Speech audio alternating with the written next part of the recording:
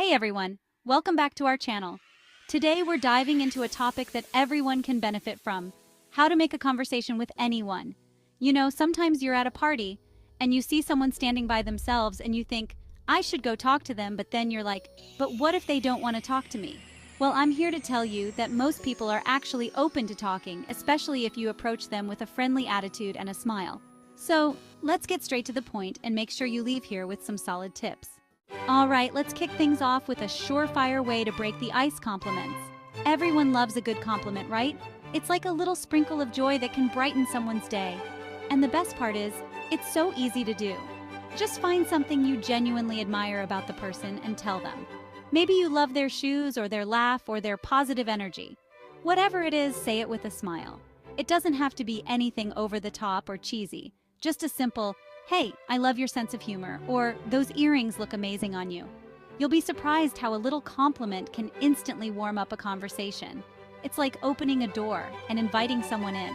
Plus, it shows that you're observant and you pay attention to the little things, which is always a good quality. So next time you're feeling tongue-tied, remember the power of a compliment. It's a simple gesture that can make a world of difference. And who knows, you might just make someone's day. All right, so you've broken the ice with a compliment, now what? Well, the key to keeping a conversation flowing is to ask open-ended questions. Those magical questions that can't be answered with a simple yes or no. We're talking about questions that spark curiosity and invite people to share their thoughts and stories.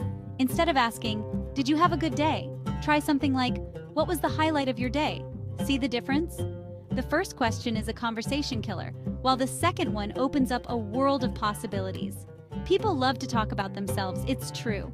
So give them a chance to shine by asking engaging questions that show you're genuinely interested in what they have to say. Ask about their passions, their dreams, their favorite travel destinations. Remember, a conversation is a two-way street. It's about giving and receiving, listening and sharing. So ditch those closed-ended questions and embrace the power of open-ended ones. You'll be amazed at the connections you can make. Okay, let's talk about common ground.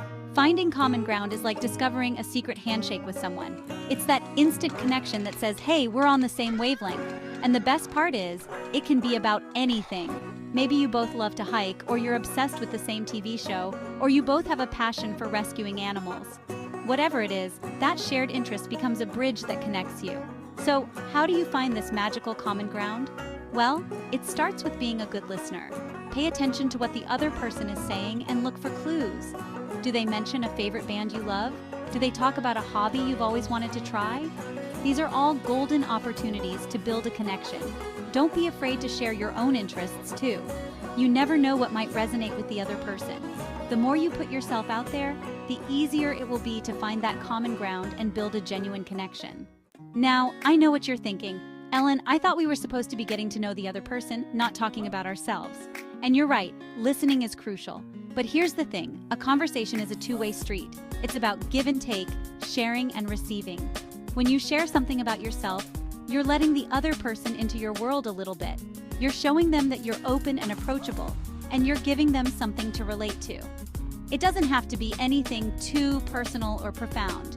It could be as simple as sharing a funny story, a favorite hobby, or a recent accomplishment. The key is to be authentic and genuine. People can spot a phony a mile away, so just be yourself and let your personality shine through. When you're comfortable sharing, it creates a safe space for the other person to open up as well. Okay, let's talk about the superpower of active listening.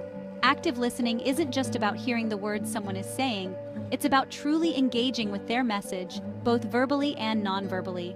It's about showing them that you're present, you're interested, and you really care about what they have to say.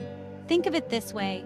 Have you ever been talking to someone and you can tell they're not really listening? Maybe their eyes are glazing over, or they're constantly checking their phone. It's the worst, right? It makes you feel unimportant and unheard. Now imagine the opposite. You're talking to someone and they're hanging on to your every word. They're making eye contact, nodding their head and asking thoughtful questions. It feels amazing, right? Like you're the only person in the room. That's the power of active listening. It makes people feel seen, heard, and valued. And it's a skill that can transform your relationships, both personally and professionally. Life is too short to be stuck in boring conversations. The ones I'm talking about where you're just going through the motions? pretending to care about the latest gossip or the weather. It's exhausting, right? But here's the good news. You have the power to change that. You have the power to turn those dull interactions into engaging, meaningful conversations. And it all starts with being genuinely interested in the person you're talking to. I know, it sounds so simple. But think about it. When you're genuinely interested in someone, it shows. Your eyes light up, you ask thoughtful questions, and you actually listen to their answers. You're present, you're engaged, and you're genuinely curious about what they have to say. And here's the best part. When you're genuinely interested in others, they can feel it. They can sense your sincerity, and it makes them feel valued and appreciated. All right, let's talk about balance. You know, that delicate dance between talking and listening, sharing and receiving. A good conversation is like a well-choreographed waltz, where both partners move gracefully together, taking turns leading and following. One person shouldn't dominate the conversation, and neither should the other.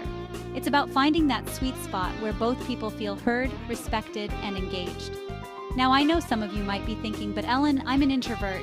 I'd rather listen than talk, and that's totally fine. Introverts have so much to offer in conversations. They're often incredible listeners, and they bring a thoughtful, insightful perspective to the table.